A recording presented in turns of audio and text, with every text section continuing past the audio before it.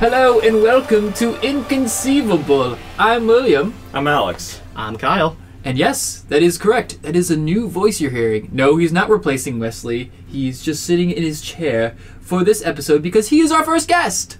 Woo! Yay! Yay! Woo! How dare you sit where he sat? You sit on a throne of lies. Smell like steak and cheese. Oh. Yeah.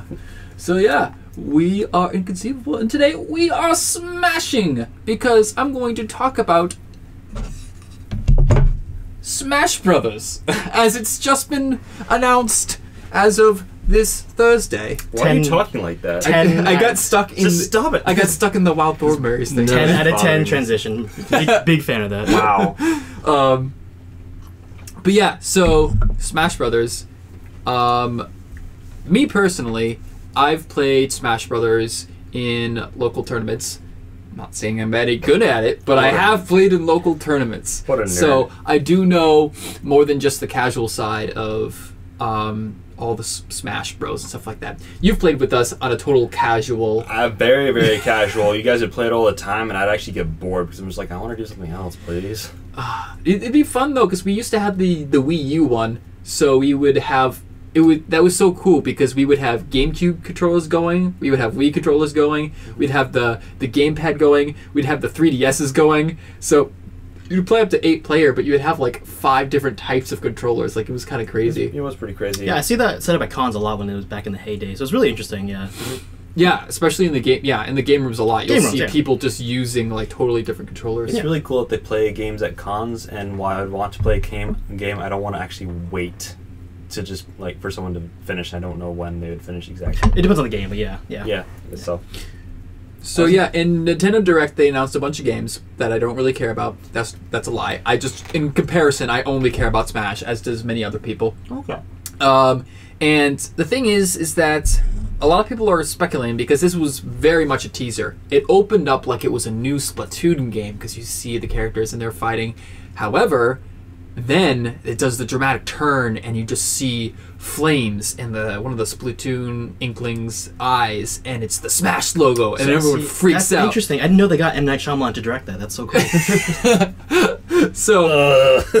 So they show the logo, and then you see all the characters with the fire behind them, and they're like dark, all dark, and you can see. You mean the silhouettes? Yeah, silhouettes. That's the word I'm looking for.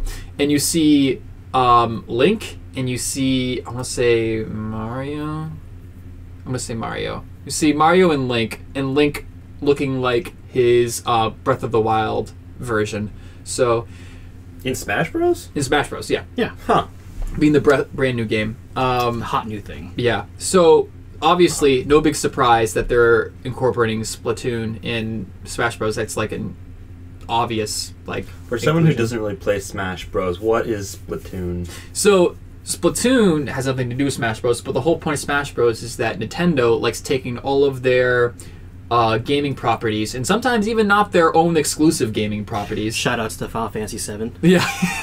And they will put them all on one stage to fight to the death. So whoa, they get knocked out. They don't die. Yeah.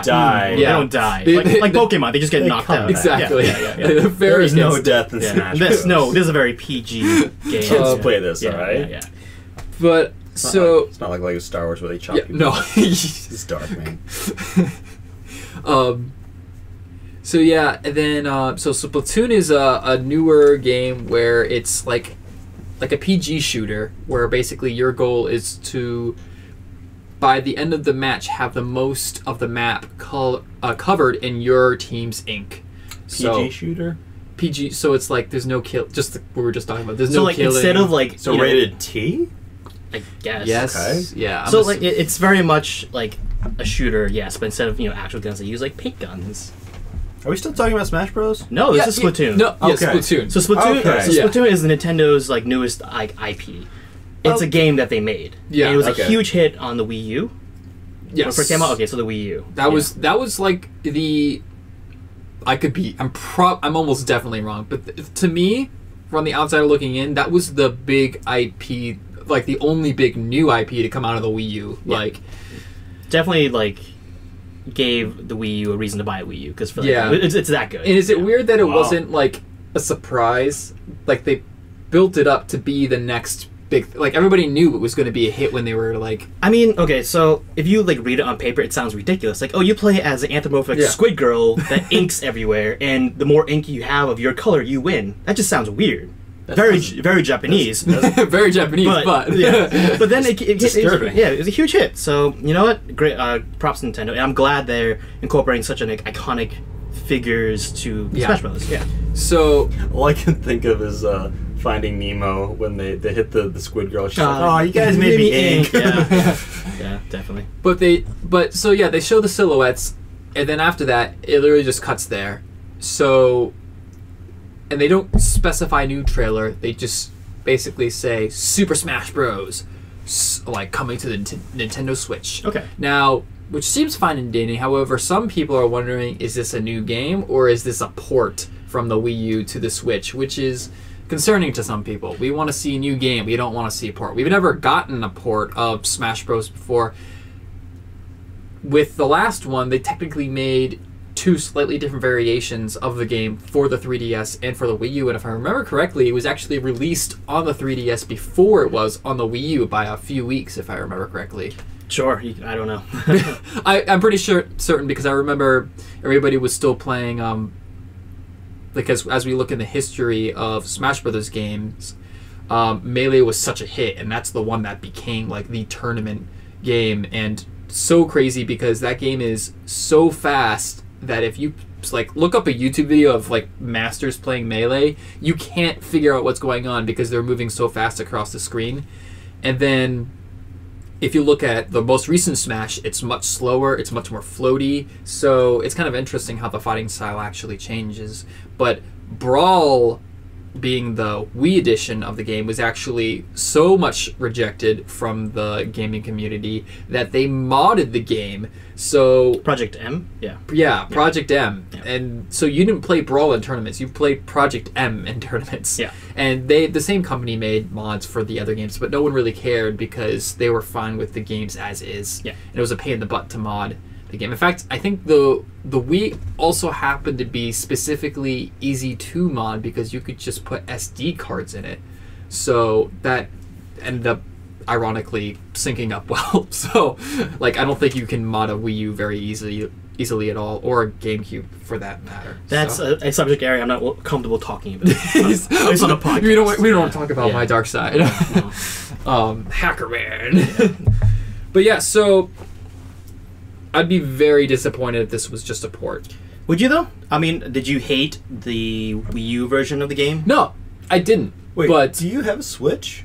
No, but I want one. Okay. And there being a new Smash game on Switch would be a very big reason to get one. And I'm sure for many people, that's the only reason why I got a Wii U, is because of Smash Brothers. Yeah, for sure. Like the Nintendo IPs sell consoles and handhelds. They really freaking do. That's why so many Switches sold right off the bat with like no games, because you had a new freaking Zelda game to play. So. But no, like get back to the question. Like, did you hate the Wii U version of Smash Brothers? Some people did. I personally really liked it. I liked the slower pace because Melee is just too much to me. I wish you talked about, or I wish you brought the numbers, but like, the numbers of game units sold of the Wii U version of Smash Bros. Versus numbers of, say, Brawl. Because like, you have to realize, the reason why Brawl was popular, as you said earlier, was from a competitive standpoint. It was a lot more exciting. It was more competitive. There's something called wave dashing, which I don't even want to get into. Right. But from a competitive aspect, yeah, that's amazing. But you have to realize, a very small percentage of people play competitive Smash Brothers. It's very much a casual. It's like, if you want to, as a businessman, if you want to sell units, you appeal to the wider audience, the casual people. So if I walked up to Joe Schmo and say, "Hey, do you know wave dashing Super Smash Brothers Brawl? It's not going to be in there. Would you be turned off about that?" You have no idea what I'm talking about. So you have to realize, if there is a port, if it's sold well on the Wii U, you know it's going to sell better on the Switch because, well, the Switch is obviously more successful than the Wii U. That being said, I do have an asterisk to add to that because I just looked up the sales. So, the very first Smash Bros. Game on Nintendo 64 sold 5.55 million copies worldwide. The GameCube Melee, which is for most people the definitive version of Smash competitive Brothers. Smash Brothers. Yeah. Sold 7.4 million Okay. copies. Smash Brothers Brawl sold 13.25 million copies. Now here's the real funny. So you want to guess how much the Wii U one sold? How many copies the Wii one? I'd say half of the 13, so 7. Worse. It's Worse. 5.3 million copies. So actually, it is Smash Bros. 4, as people call it, but it's really Smash Bros. Wii U. It's the least selling game. In fact, the 3DS version of Super Smash Bros. Sold 9.1 million copies. So even the 3DS version outsold its Wii U. I mean, that's a lot of factors to go into that. It's a lot of variables, I should say. But my point still stands. From a business standpoint, I would rather port a game because it's easier to do. Because if you remember, they kept adding DLC characters to the Wii U. It's true. It's super easy to do that. The amiibos. It was very modular, is what I'm trying to say. Yeah. I freaking love the amiibos, and I don't know what. I feel like they had to incorporate it in the Switch, right? There's no way they would throw away. I feel really bad for not knowing whether amiibos work on the Switch or not, because I feel like this should be. It probably does. I mean, Yeah. the amiibos print money for Nintendo. Yeah, So, yeah. because that's what Smash Bros. Is what brought amiibos to light, because you could put in all these characters. I mean, I don't even play. I'm not a huge Nintendo fan. I don't even play it, but I want a Cloud amiibo because I'm a huge Final Fantasy fanboy. So yeah, they're so genius. Like, it was such a brilliant marketing move because 1, they're collectible. 2, they're really fun to have, and 3, they have the practical aspect of they do things in your game. So yeah, you can get your favorite character and train them and stuff like that. But it's really cool because it's so you'd get your amiibo, right, and you put it on your game, and it would start out as a level 0, and then to train it, you would fight it, and then would learn your fighting moves to get better.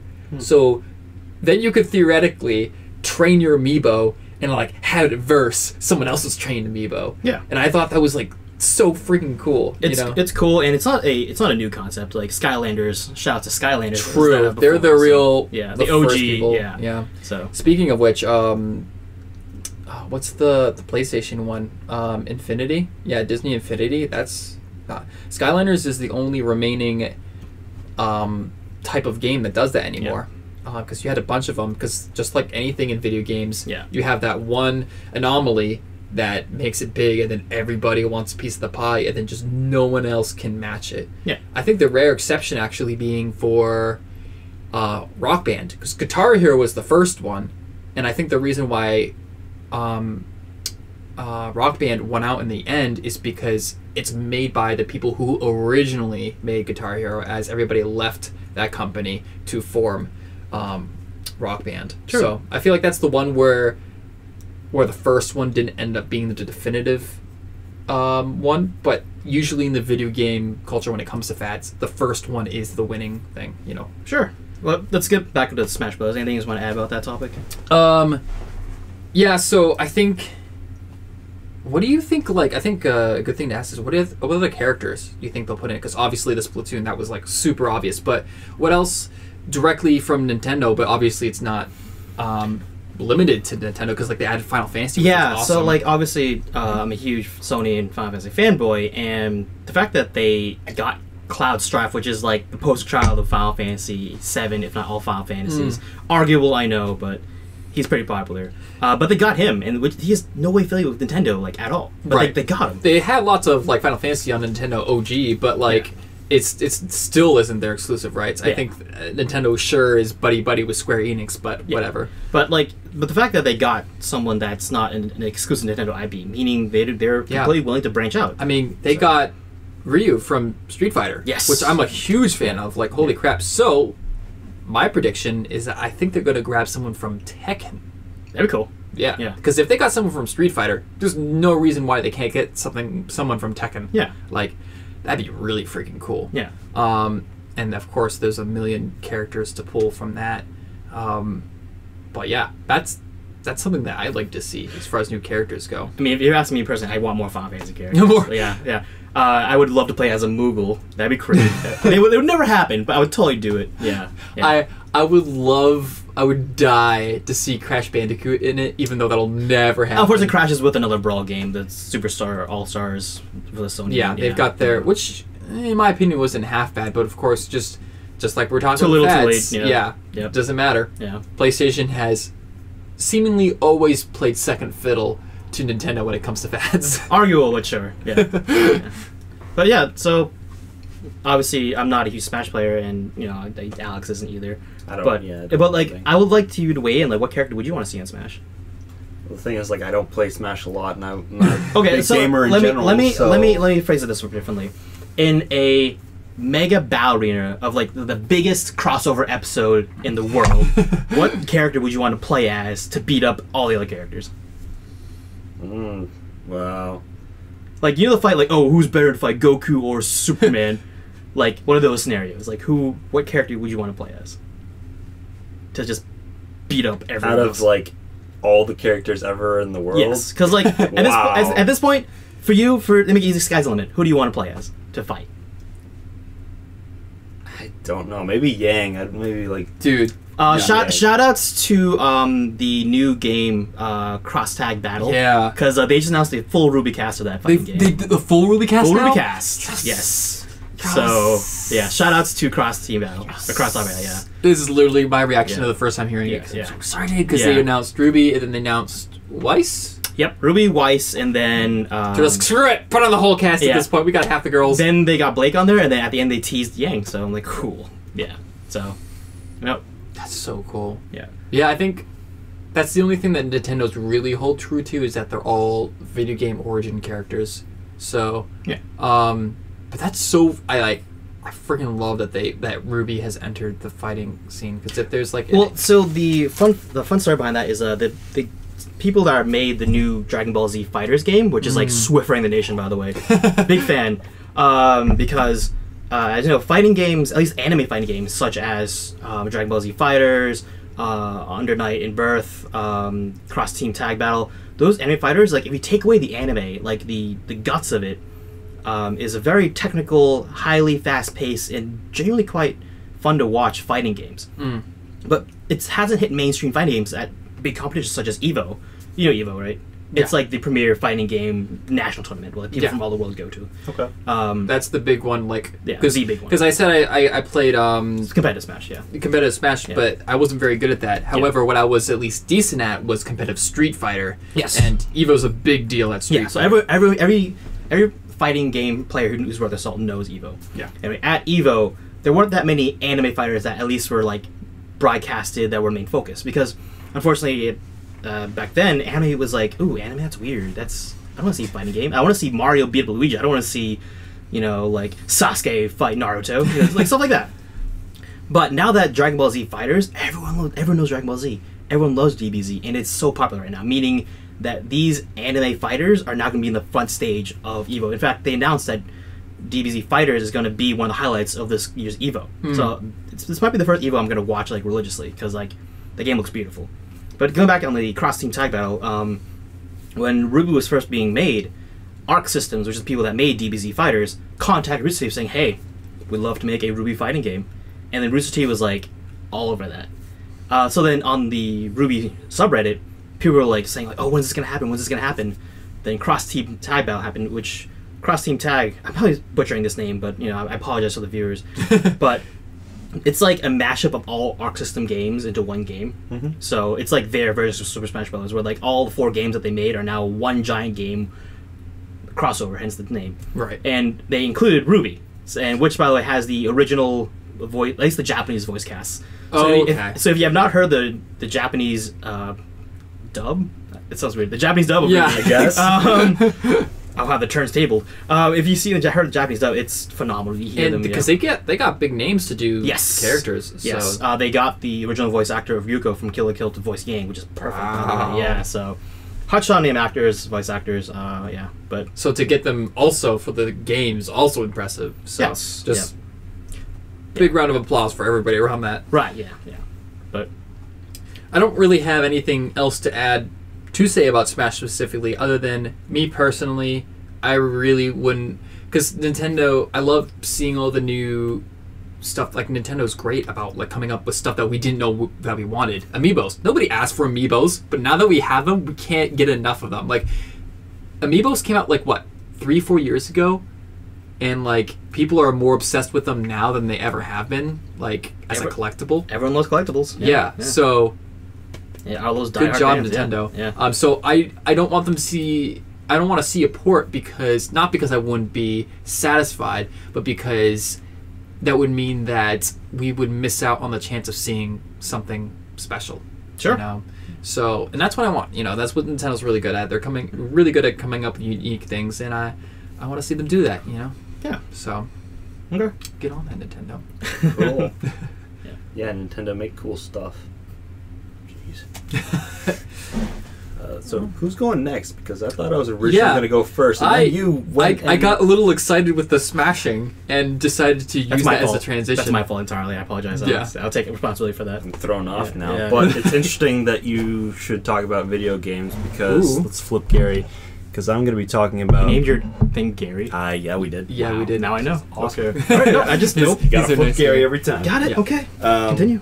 So I'm going to be talking about Ready Player One, the book, the movie, the story, the legend. Legend 27. So Kyle and I read the book, and the movie is coming out in a couple weeks. So it's coming out March 30th.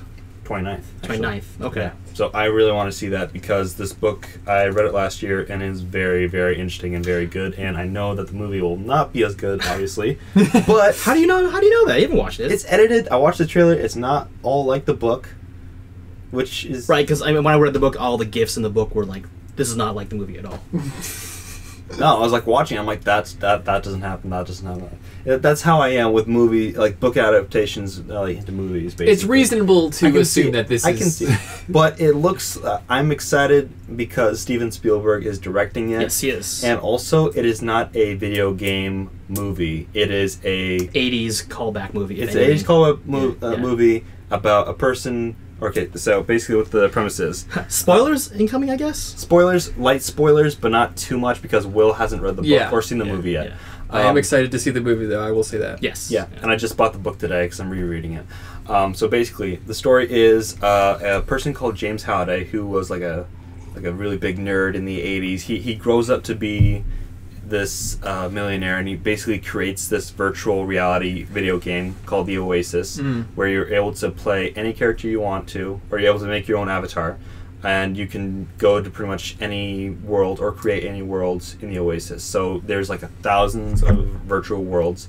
There can be Star Wars worlds, there can be Star Trek, there can be Lord of the Rings, there can be Dungeons and Dragons, all this stuff.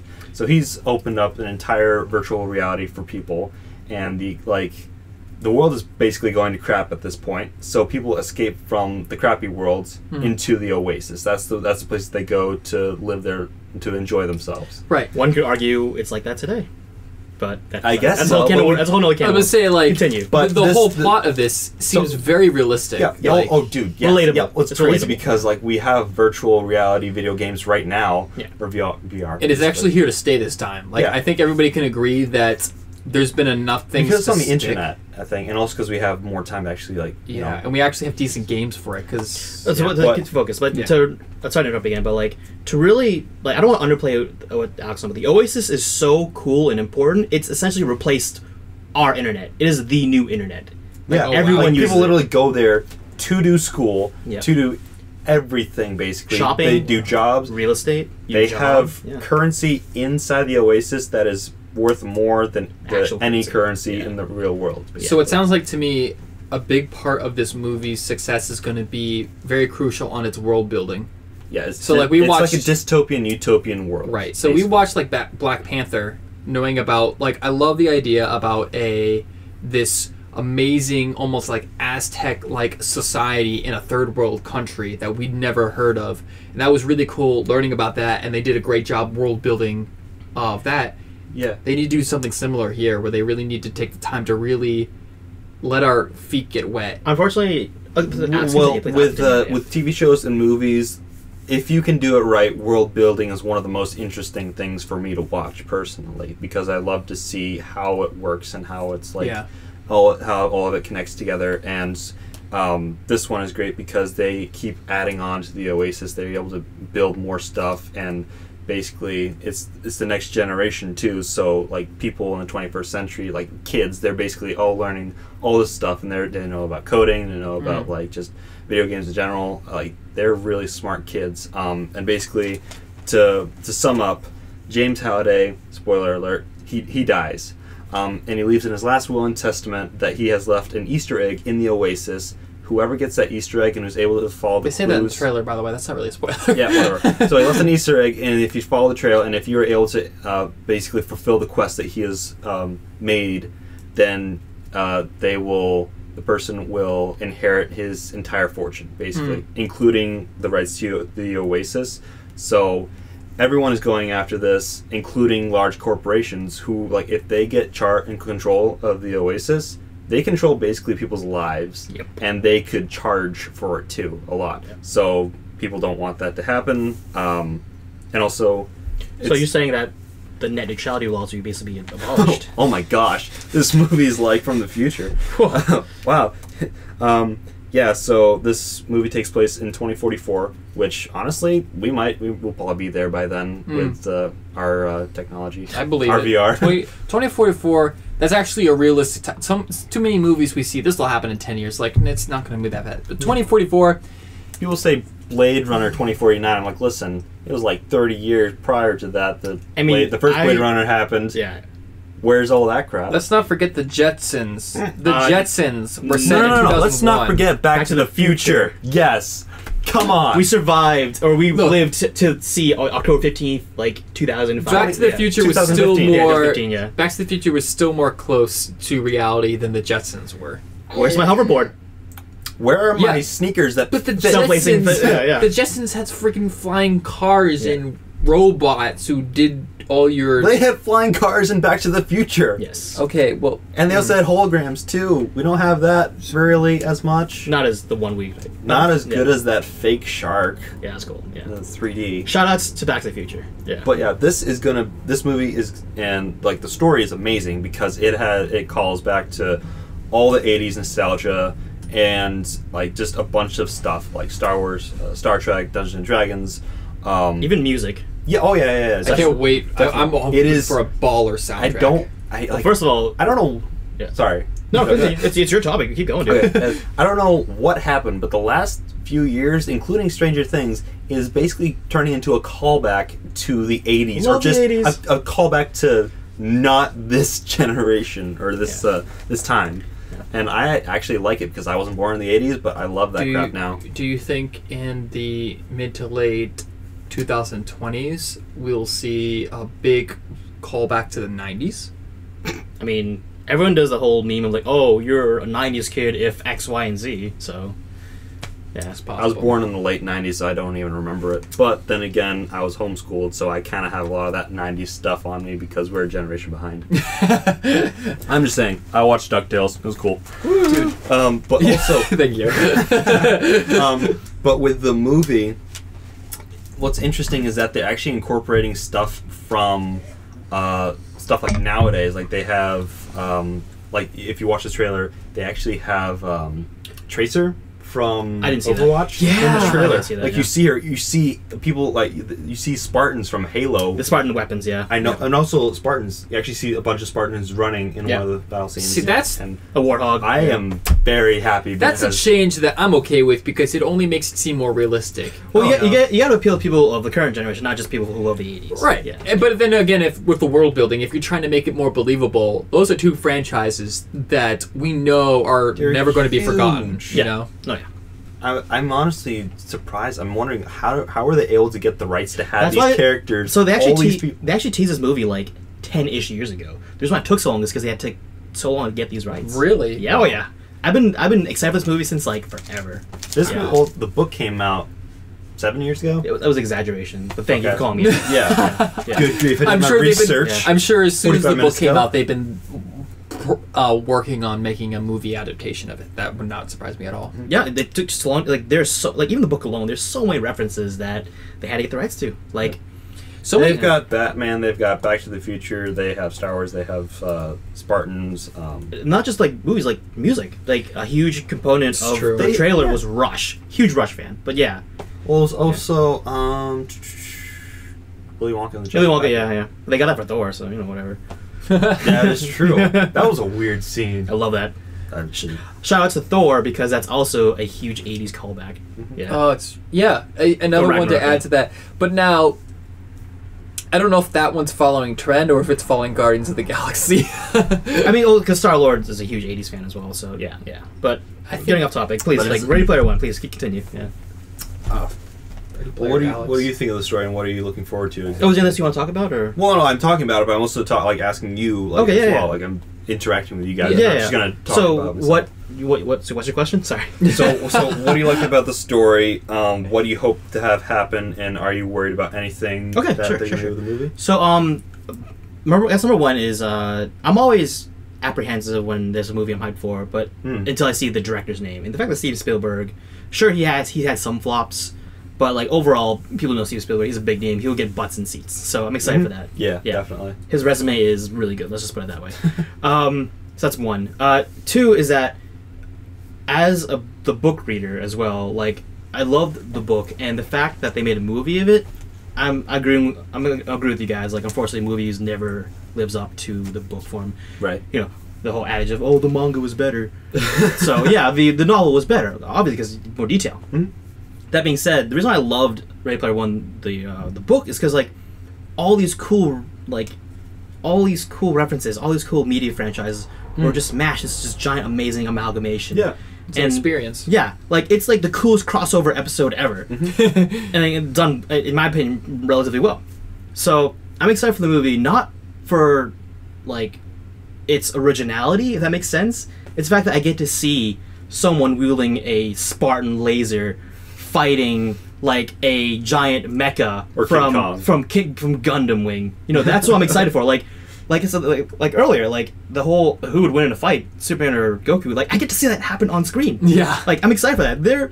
There's spoiler. There's gonna be Gundams in this movie. I'm a huge Gundam fan. So like not just '80s like American stuff, '80s like Japanese stuff too. So like cool stuff. I'm excited to see the Iron Giant back on screen. Yes, Iron Giant. Yeah, that's a there. classic. Yeah, tearjerkers, great. But like, I'm gonna argue against your point. Like seeing the whole like, I want to see original world building stuff like that. Like no. I want to see like I want to see 2.5 hours just fan service. That's why I'm excited. You're not wrong. Yeah, fan service. Yeah. The movie. Yeah, we'll say when we say fan service, like we're talking about all the callbacks to stuff that we love. Sure. Basically, yeah. Yeah. Well, that's what I'm talking about. That's what you're talking about. Could you be angry if all of it was fan service and the movie was over and be like, wait a minute, there was no plot.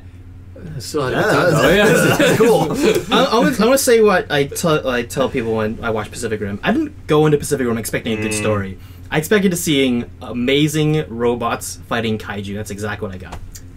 Yes. It wasn't an amazing story, but it was definitely very exciting, and I actually talked about that in the previous podcast. I listened to it, but yeah. But yes, that's why I want from this movie. I just want 2.5 hours of fan service. If I get that, great. And from the trailer alone, made me super happy because it played the Rush album in the background. It was like Tom Sawyer, I believe, one of my favorite Rush songs. Yeah. Then like all these cool throwbacks, and the fact that Steven Spielberg is directing it, it's great. I am very optimistic for this movie. I hope it does it justice. Yeah. I think I'm still wondering if so basically something that we've heard recently is like people are taking books and then hopefully they're going to turn it into TV adaptations, TV shows. Sure. So that's going to possibly happen with Lord of the Rings. We're not sure yet. Yes, the whole Amazon thing. Yeah, that's officially happening. I'm so excited for that. Wow. I believe the like Gandalf. Oh my god, I'm blanking on his name right now. Ian McKellen. Yes, is gonna reprise his role. Like if he's really so old. No, I don't think so. I want more Gandalf, dude. I want more Gandalf. I don't even care. Yeah, that's huge. Like he is. He didn't say he was like I'm be willing to consider it. He said basically he didn't say like, I'm gonna do it. He didn't say that. No, he was like yeah. I don't know if he'd survive that again. But what I'm thinking is, is it better to have book adaptations into TV shows as opposed to movies, because then you'd be able to have more time to make the story and actually. Good point. 10 years ago, no. Now, yes. Yeah, well, 10 years ago. Because 10 years ago, high production TV shows didn't exist. Nope. Because like, when did Netflix come out? Like, wait, we're talking about. Wait, what kind of Netflix are you talking about? Are you talking about DVD Netflix, or are you talking about Netflix originals? Netflix as a whole. So even so, like DVDs. I feel like it's around the 10-year scope I remember now. when they're doing the whole like Netflix, it's that easy thing on the radio. Well, but what I'm saying is that like Netflix. I don't think they were producing anything of their own. No, and I'm not talking about Netflix as a producing company, but I feel like I remember Netflix playing a part of ushering in more people wanting better content for TV because now it was TV and movies became more of the same, like you. So basically, what I'm trying to say is that Netflix made watching movies more accessible, like TV was. I think TV was for like the casual watcher. If you're watching a movie, that's something that you got set up. You know, you go to the store, you'd like select your main. But once it was on demand, then it's like you could watch TV or you could watch a movie. It's the same amount of effort now. So once basically that those two things, the gap kind of narrowed. Then I think the first really high production TV show that comes to mind of our age at least is Walking Dead. Possibly. Because Game of Thrones I think was a year after that. Was Walking Dead like streamable from like day one? I don't know about streamable. Because it's always been from AMC, right? Yeah. Yeah. I know that they have a streaming platform. I know they had it for a while. Whether that was bundled with it off the bat. So basically, if I'm hearing you correctly, are you talking about how higher budget things would be with movies because people would go to the store and they'd pick that out, as opposed to TV shows that were basically just being on channels? Well, I'm saying without they weren't as easy to access. Without the on-demand that we have for TV shows now, we wouldn't see these high-production TV shows. If it was only on cable, we would never. My argument is, I could be wrong, but my argument is that if TV never made the transition to on-demand, we would never see any of these really high-quality TV I agree. shows. And I see that. Yeah. To add on to that, I would think to really build on what Will was saying. A more simplified way of saying is that we are now the internet generation. Yeah. Like, I consider one of my daily, like, absolute necessities is good Wi-Fi or good internet. Unfortunately, like, I would rather have good internet than a roof over my head. Let's put it that way. That's rough, buddy. Obviously hyperbole, but that being said, I think what I was trying to say is like when streaming became much more, pun intended, mainstream, then that's when we got these high production things. I agree, because it cuts that middleman. Like, you don't need to get rights. You don't need to like contact commercials. The commercials free. You don't have to contact like these giant productions. Like, oh hey, I have this great idea. Can you like show it on your television series? Well, charge me half of what you're making. Like, they don't have to do that. Like, it's just like Netflix is like, hey, we're making our own show. We're producing it. Here it is. Yeah. Boom. Because we've had things like HBO on TV where they'd show just movies, but and then you'd always have movies air on TV. But for some reason, it always felt kind of, especially with commercials, because that was the big jarring thing. You'd watch a movie. It's not made, like, a lot of TV shows are made so with the knowledge that there's going to be ads, so they're going to stop at a certain point and then start. Sometimes they would cut out stuff too. And I think for me, I don't know if back in the day when you watched mainly cable. I didn't have cable back in the day, so if you ever watched, for me at least, if you ever watched a movie on cable, it was always a much more casual setting. Like, it didn't, like, when you go to sit down like a proper movie with people, usually like it's a bigger setup. But if you just happen to be watching on a cable, that was like, oh, this happens to be on. I'm just kind of casually watching it while I'm doing some other thing. So I felt like movies weren't taken very seriously on cable, basically.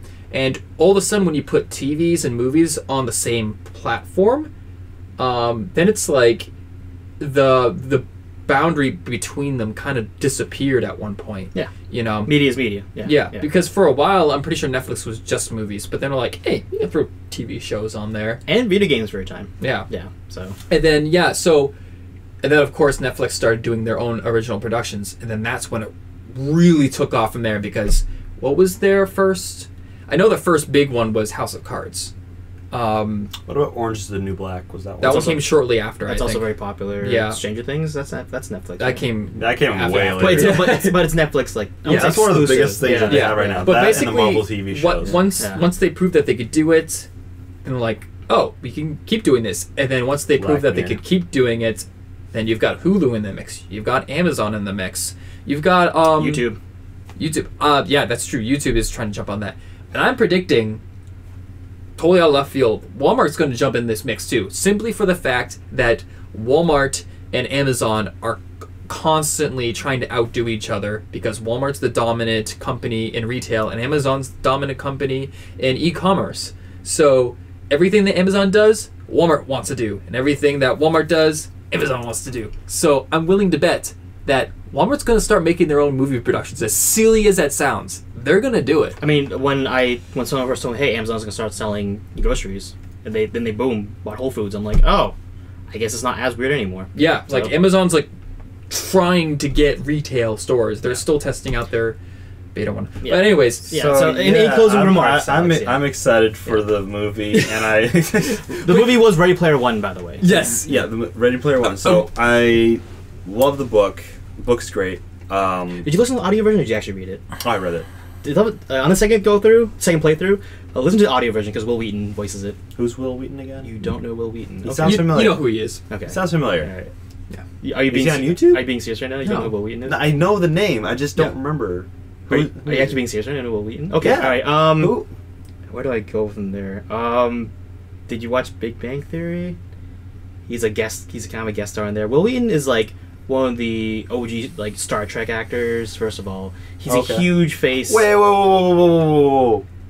Is it Wesley? No. Hold on. Wesley was your previous. No. Like- Wesley. The kid in Star Trek Next Generation. Was it that one? I think so. I'm not a huge Star Trek fan. So Really? Yeah, but he's on there. He's like the face of like the geek. Like, you know, Matt Mercer is the guy for like the Yeah. D&D. Like, Will Wheaton is like the guy for like just general geekdom and like I board games. probably will recognize his face. By the way, they're all on their phones right now looking at Will Wheaton. This kind of makes me sad. No, I'm sorry. Yeah. I'm in the same place. That's Will Wheaton. You know Will Wheaton. He looks familiar. Well, anyway, he does a good job with audiobook Ready Player One. Okay. Yeah. So But yeah. So the book is good. Hopefully the movie will be good.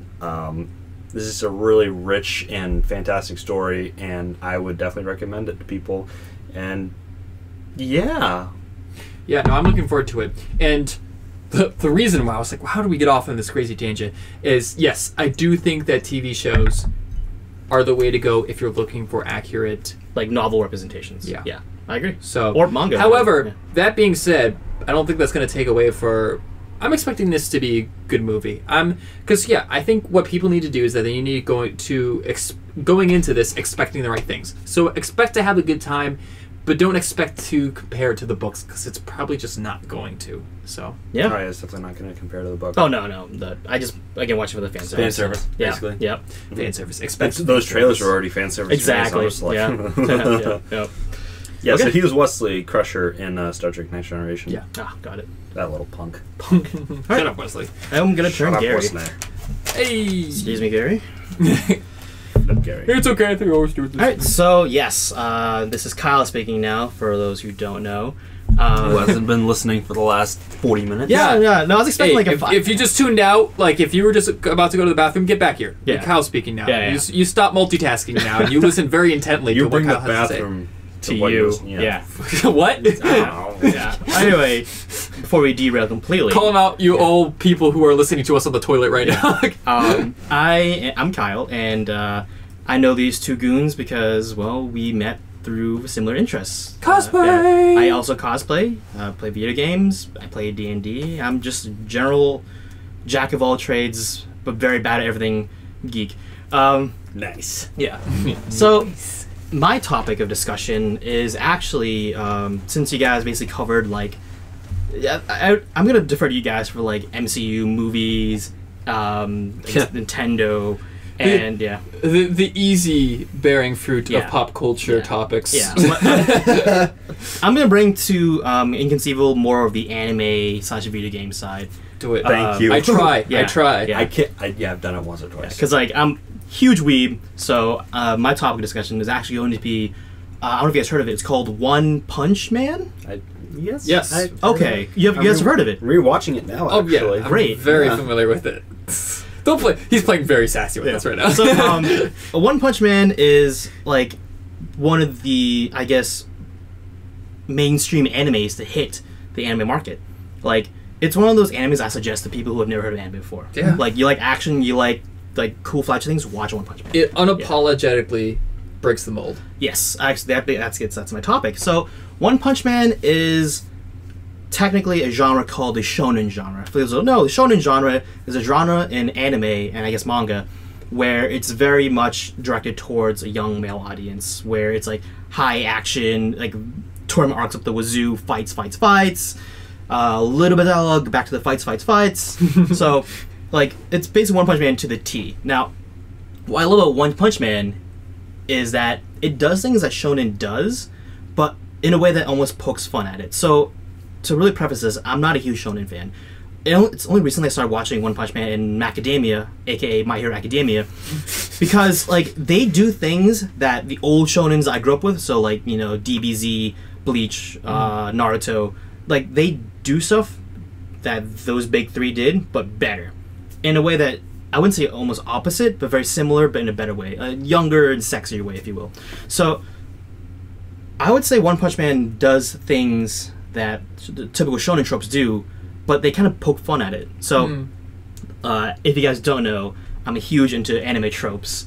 Shout outs to my Ruby is an Anime panel. If you guys have listened to heard of it, I think you guys like the kind of. I was there for part of it and then I left. Yeah. So What? Yeah. Oh, no, you had obligations. Yeah. It's like, why did you leave? It was a great panel. Yeah. So huge panelist, and I love talking about anime tropes. And this is a topic I always want to talk about, but I never wanted to put the effort to make a panel out of. So, One Punch Man. Thank you for dropping in to grace us with this. Then Not good enough for a panel. I'm glad that we could fill in as your plan B. Well, because I don't need to do like a special PowerPoint, or I don't need to like I want a PowerPoint now. Where's my PowerPoint? Yeah, I'm sorry. Clearly, we're getting cheaped out on here. We can't afford Kyle's grade A work here. Sorry. Yeah. My bad. Anyway, we're not good enough. So one of my favorite shonen tropes is goes with the game I like to play. When I watch anime, I like to play a game. Who's the main character? And what before what is a huge giveaway or obvious sign that they're the main character? Will, what do you think? It is? Freaking hair. The hair. Yeah. Alex? I'd probably say if they're if they're in the forefront of the poster. Yeah. Oh, the poster. Okay, fair. I think. Yeah, no, that's fair. That's fair. Yeah. So I'm actually gonna say Will is the correct answer. The hair. And what, I guess, spoilers, is Saitama for One Punch Man's hair situation look like? Of the fact that he has none? He has none. He's bald. And this, I think, is very much on purpose. Does he even have eyebrows? Yes, he does. Okay. But only when Kind of does. only when like scenarios like that, like blank face, he does like. Oh Yeah. So it's like situational eyebrows. Blink and you miss it. Like it's there. It's like the shadow of where your brow comes. I guess, yeah. Over He's your head. basically hairless. But like, I would say He that is hairless. He said it himself. I would say that the manga artist's intention of Saitama is very much an everyday man. Like, he would never be a main character design. Bald. I think he's wearing like a yellow jumpsuit with like basically like red like washing gloves. He does have a cape though. That's the one exception they have. No capes. No capes. That's my one disagreement. Anyway, very much an everyday man, and I believe he did that on purpose because like in other genres of shonen, like that's not the main character. Yeah. Never that. But in One Punch Man, he's the main character. Deal with it. So yes. So the whole who's the main character hair trope, not there, and the whole everyday man being the hero, while that is a trope, they do it to the point of absurdity, which brings us to my next point. The title of the anime is called One Punch Man. This is because he resolves all of his fights with, as you guessed, one punch, asterisks with one specific exception, but spoiler territory. So, if you watch One Punch Man, all of his fights from Monster of the Week to anything, it's settled with one punch. And on paper that sounds boring. Like, oh, fights must last 2 seconds. That's literally the first time I thought. I was like, what? How do you make a plot? Yeah. Where's story? Where's the story? Where's the plot? Cough, OP character. Yeah. Like, he's the most OP thing in the world. And what I love about it is that the anime does it well. Like, you watch it and you keep watching because, like, oh, like, yeah, you know he's gonna end each fight with one punch, but you keep watching anyway. Like, why am I still watching this? Yeah, and it's because it's executed in such a way that's so amazing. Now, there's a stark contrast to, say, DBZ, and, you know, sorry, Cody, if you're listening to this, but I'm gonna poke fun at DBZ here. There's a scene in DBZ that's, like, infamous on the internet for being a meme, where it's like the setup of the meme is like, oh, how long does it take to do this? Oh, it's probably shorter than the amount of time it takes Goku to charge up his spirit bomb. Because growing up watching DBZ, it felt like it took about 20 episodes, give or take, for, you know, including commercials, for Goku to charge up his spirit bomb to annihilate Frieza. Like, it's like him standing with his arms like this, having a casual conversation with Frieza. And first of all, like, that's boring. Right. Like, that's where the meme come from. Like, this fight literally took like 20 episodes. In One Punch Man, 2 seconds. One punch every time. So one of the things with the, what is it called again? Shonen. A shonen. The genre is shonen. So with that, does it usually have the main character progressively growing stronger, learning more? Yes. So with One Punch Man, Saitama, he's already there. He's as strong as he can, I think, get, possibly. This brings me to my next third point. Thank you, Alex. See, I'm listening. Yeah. Teamwork. So, a huge guilty pleasure of mine is training montages. And in every shonen anime, there is some sort of training montage that's like super extravagant. For example, Goku literally training in a time machine that can also alter gravity to get stronger. What other, like... Hunter x Hunter. Okay, you talk about Hunter x Hunter. Yeah, what does he do? Let's see. So I haven't watched it, so I forget the names of them. Gun and his other friend. They're basically they're constantly learning how to get better at just all this different stuff, and they're learning like, oh, we have this power within us that makes us able to do this and this, but it depends on what your personality is or something. So one of the characters is able to basically create electricity out of his body. Now, like, that would usually like short circuit somebody, but because he has been like conditioned, because he's basically part of a family of assassins, he's able to handle it. So that's one example. So like just these crazy extravagant training regimens that you wouldn't normally. Yeah. And these are like young kids too. Yeah. So. My Hero Academia, he's freaking clearing a beach of trash. Yes, perfect. Deku. Yes, it's very like Deku literally clearing a beach of like giant trucks essentially. But like a landfill kind of trash. Yeah. Not like, oh, there's like plastic bags everywhere. It's like, no, there's fridges and like dump trucks. But like, my point is there, where like it's some crazy thing. Oh yeah. What does Saitama do? 100 squats, 100-kilometer run, 100 push-ups. Like a 10-kilometer run. Yeah. 100 push-ups. Yeah. 100 sit-ups. Basically, something you could do, I guess now, but you probably die in the process. But you can do it. Like, I can do a squat right now. I cannot clear a whole. Trust me, I can do a squat right now. Yeah, one though. only one. Mm-hmm. But like, but I can't clear a beach of garbage. Yeah, with cars and fridges. I can't do that. So that's again One Punch Man just playing down that training montage trope where, like there's even a scene where like, oh, how did you get so strong? I did these things on the keto diet. I mean, it's something like that. I just watched that episode, and actually it was funny because he was just like, all right, you guys have to listen very closely to what I'm about to say. He upplays you have to, make sure that you follow this regime to like I think Genos was asking him this. Yeah. Genos, and then a couple other characters, and they're just like hanging on his every word, and he's just like 100 sit-ups, 100 push-ups, 100 squats, and then a 10-kilometer run every single day for 3 years. No AC. No AC and no heating in the winter, so he can condition his body more. Yeah. Even if you feel like you're dying, just do it every single day. And they're just like, are you serious? Yep. Is that it? Yep, but that's Saitama, just one giant middle finger to those absurd training montages. We're like, I just do these things. So, which leads into my next point. I just do things. Yeah, exactly. Next point is, despite this like almost mundane training regimen, he is literally the most powerful being, I would argue, in the universe. And Season 2 is coming out, so we'll see. Yeah, we'll see. So what I love about that is brings to another cool point that one of my favorite anime YouTubers, Giga, mentions, is that the reason why Macadamia did so well, and I think I talked about this with you guys because you watched the video with me. Yeah. Is that what it does in today's shonen as opposed to the DBZ era shonen is that a huge issue of shonens is something called power creep. Mm-hmm. So explain what power creep is. It's whenever the protagonist is facing a difficulty he cannot handle, an obstacle, all he needs to do is get stronger to overcome it. He keeps doing that over and over and over at one point where it's like, where does it end? Right. Yeah. Yeah. Example is Ichigo from Bleach, where he literally becomes like a god, where he has like all the powers in existence in the Bleach universe. And then if you ever went back to episode 1, you'd be like, "Whoa, we've gone places, man." Exactly. Like, this is not Kansas anymore. So, what I loved about to almost mitigate that power creep trope is that what Macadamia does and what One Punch Man does is that it sets a very clear and defined ceiling of power. Like, this is the ultimate thing. You cannot get stronger than this because this is it. Macadamia did that by revealing the #1 hero, All Might. Like, no one's stronger than All Might. It's because he's All Might. He's the strongest, he's the best, he's everything. So Deku follows his footsteps to become that hero, but like he has something to reach towards. Like, he has that goal to reach.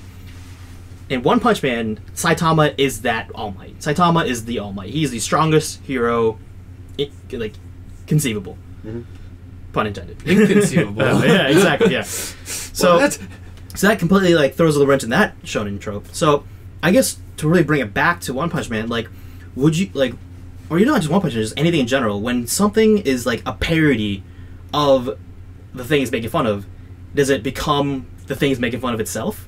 Like, would you consider One Punch Man something that almost makes fun of shonen tropes, a shonen itself, because it still does those things, but makes fun of me saying you like food metaphors, so me saying me saying I love pasta, but I hate those bow tie ones. But then I eat the bow tie ones. Oh, look, I said I hate this, but actually I'm eating it now. Haha, so funny. Is does that discredit me saying I love pasta? I don't know. That's really deep. Actually. I apologize, but it's a fun discussion topic. When at what point? I think a better analogy for me is the Deadpool movie. So it's is it a hero movie? He's making fun of superhero movies, but it's still kind of a superhero movie. Yeah. So is it still a superhero movie? Or is so it at what point else? Does something? At what point is satire discounting it from its own genre? Yes. And I'm not asking for a definitive line. I'm what do you guys think? I'm trying to think if there's ever actually been that case when something has been so satire was actually taking itself out of the genre it was mocking, basically.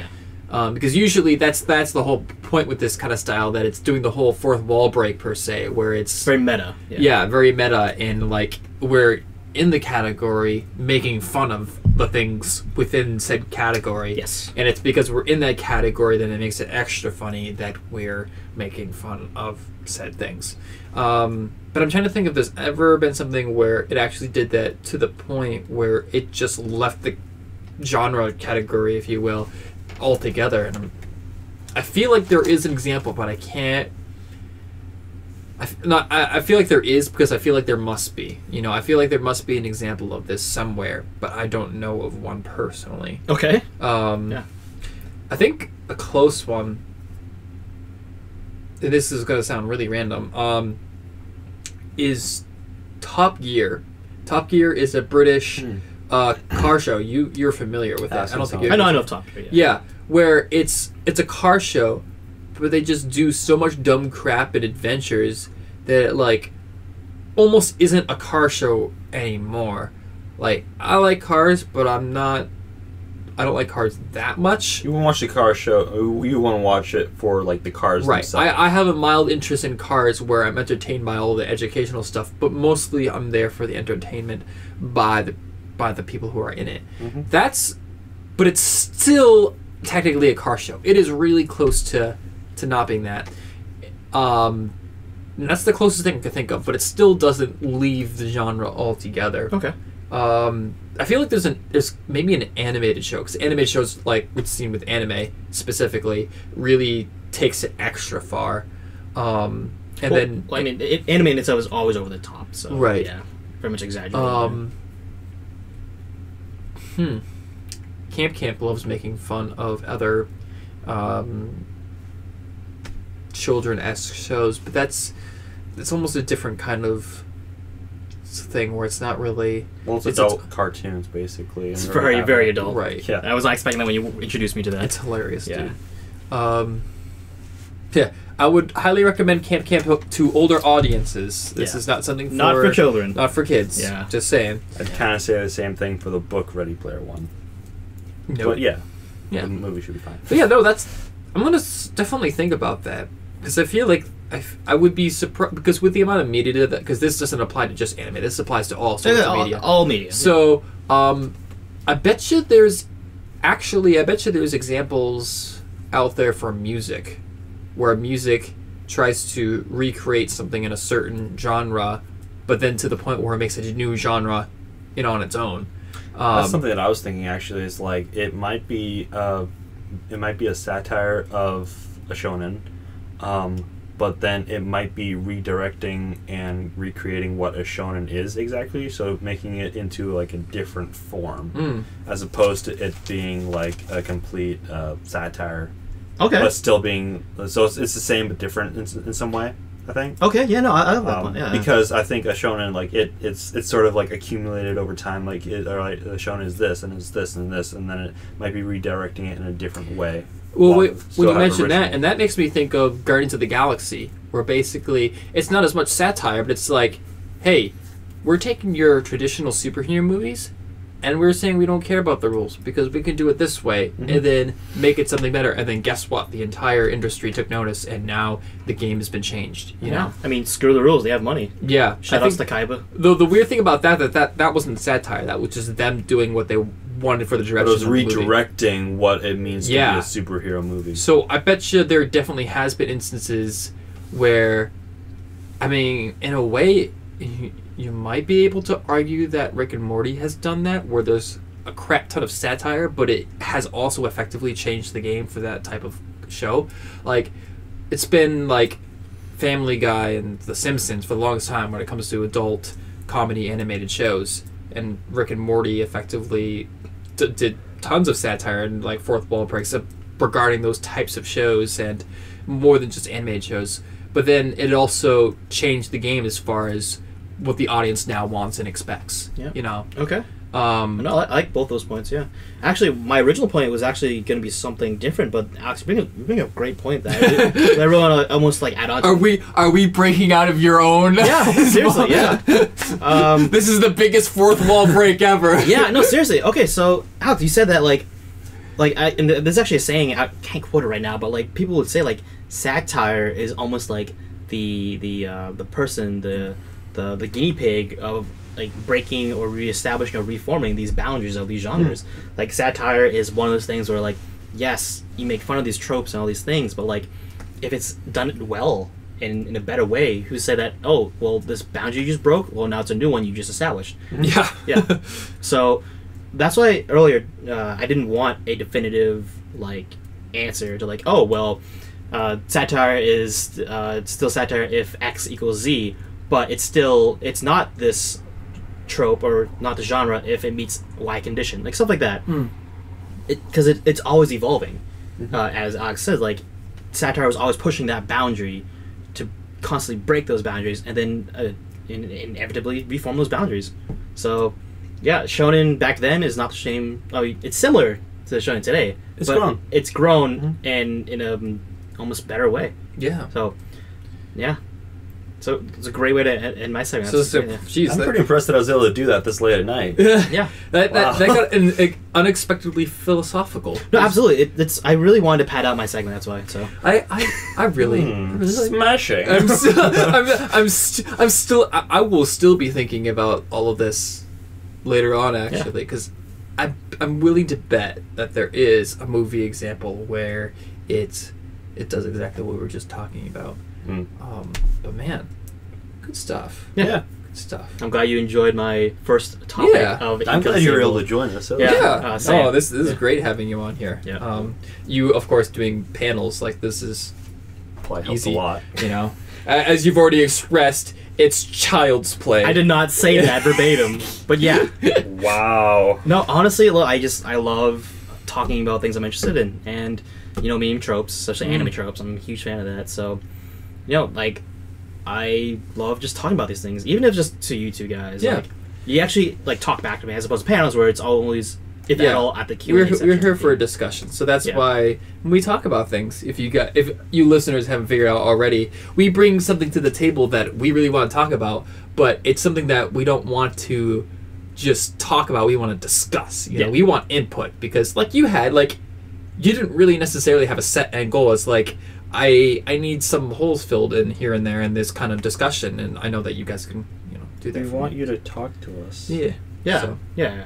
And we hope that, in a way you feel like you're taking part of that discussion. Yeah, I mean, if anything I said was, wrong, in your opinion, I love talking to people. Just don't turn it into, a flame war. But yeah, my handle on Instagram is KupoKyle_cosplay. Shameless self-promotion. Hit him up. Yeah. And yeah, my name is Kyle, and you can typically find me with these two nerds at conventions and at my panels. My premier ones are Ruby is an anime, and the Jean Arc panel. The Jean Arc, including the compared to Deku, or is that no compared to the Hercules? Oh, okay. Yeah, spoilers, I guess. Yeah, mm-hmm. But no, I am in the process of making another panel right now. I guess a little teaser would be Ruby. It's not a Ruby panel. Shock. A Ruby panel. About how familial ties play an important role in the main cast, the Ruby Girls. So, awesome. Yeah. Awesome. Courtesy of the Kali cosplayers from Katsucon. Yeah. All right. Well, this certainly won't be the last time we have on here. I hope not. Yeah, no, it was great. So, until next time he comes back, I hope you liked him, because we certainly liked him, and we'll definitely have him back at some point. If you like our podcast, if you also, we kind of tease cosplay in there. If you also like cosplay, you should also check out our new podcast called Coscast, where we talk about all things cosplay. We have myself, we have Alex, and we have our friend Nick, also known as Seneca, on the socials. So, yeah, you can find that now on all your favorite podcast platforms, including Google Play Music, iTunes, and all your other random, because there's a million of them now, podcasting apps. So yeah, if you like cosplay, go check that out. It's pretty cool. That's all we have for today. Yeah. Hope you had a good time. I had a good time. Yeah. Yep. And we'll see you next time. So bye. Stay kind, geeks. Hey.